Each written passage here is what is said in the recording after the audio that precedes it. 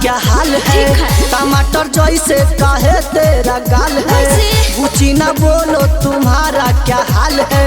टमाटर जैसे काहे तेरा गाल है? तुमको लगता है कोई लसारा है?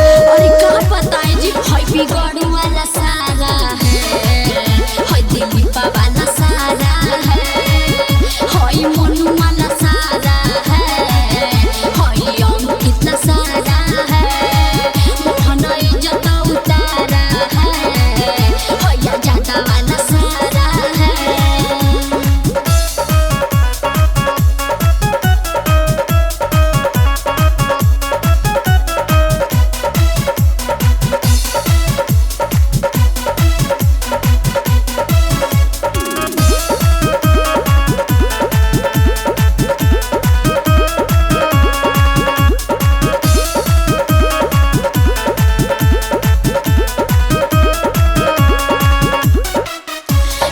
हवा के लड़के सब है जी बेकार के। सुना बोलिया के हो करे जा बोला सुधार के। सब सत्यानाश कर दिया, काहे सुधार के बोला? हवा के लड़के सब है जी बेकार के। सुना बोलिया के हो करे जा बोला सुधार के। सब फैशन तुम्हारा बिगाड़ा है।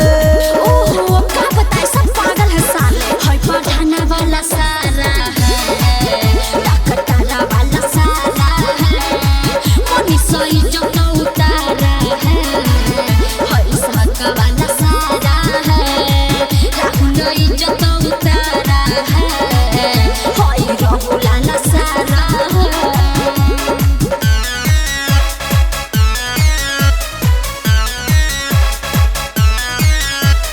Music by R.P. Chandan Studio.